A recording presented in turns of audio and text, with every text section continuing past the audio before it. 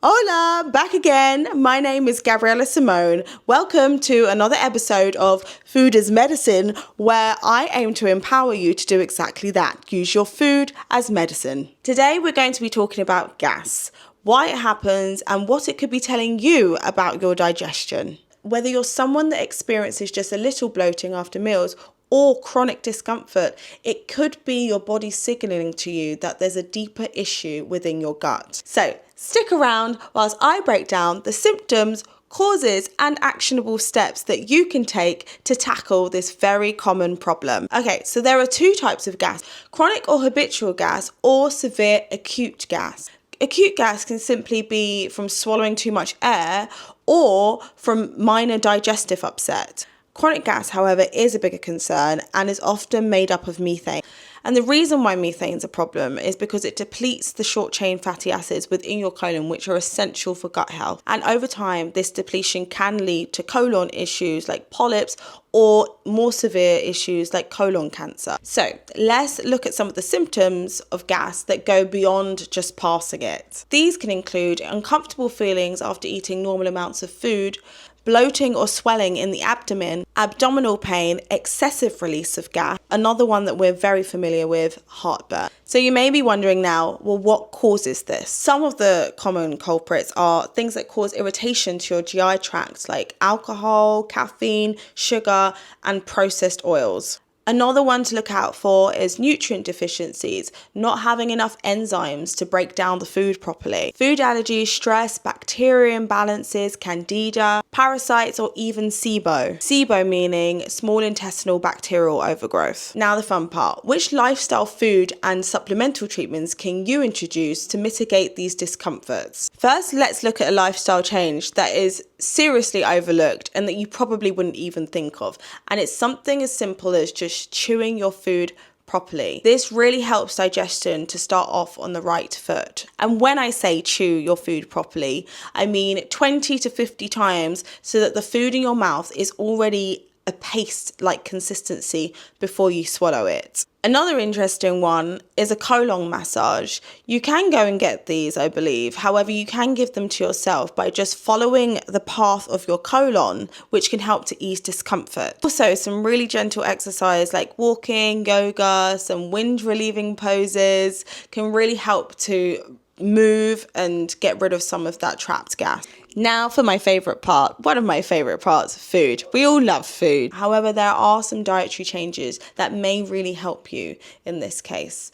So things like increasing fibre in your diet, things like cutting out dairy can be really effective, as lactose intolerance is a common cause of bloating. If you eat beans and grains, soaking them before you cook them, or cooking them with kombu seaweed can make it easier to digest them. Something else that's really handy to think about when trying to mitigate gas is avoiding things like sorbitol and xylitol, which are found in a lot of sugar-free products. You also might consider carrying out a 3-week elimination diet to identify specific food triggers. If you're someone that's into herbs, things like ginger, anise, cardamom, and fennel can help to soothe your gut as well. Now, which supplements can you take to ease your gas and bloating? These can be very helpful. Probiotics are a great one as they are really good for your gut health. However, I would recommend introducing them slowly to avoid making your symptoms worse. Remember, we were talking about enzyme deficiencies. You can in fact take enzymes to break down your food. Also, enteric coated peppermint oil has been shown to reduce gas and bloating.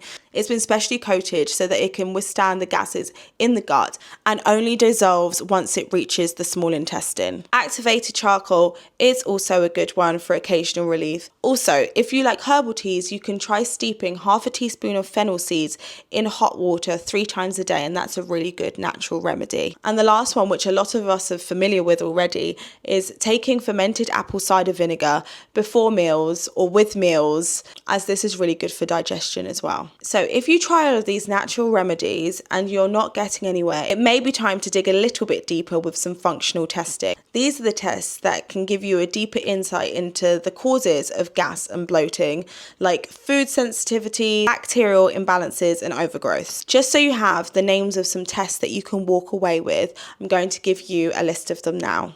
For food sensitivities, you can order an IgG test, which will highlight any hidden food triggers that may be affecting your gut. You can also carry out a comprehensive stool test that will highlight any candida issues, parasites, or other gut imbalances.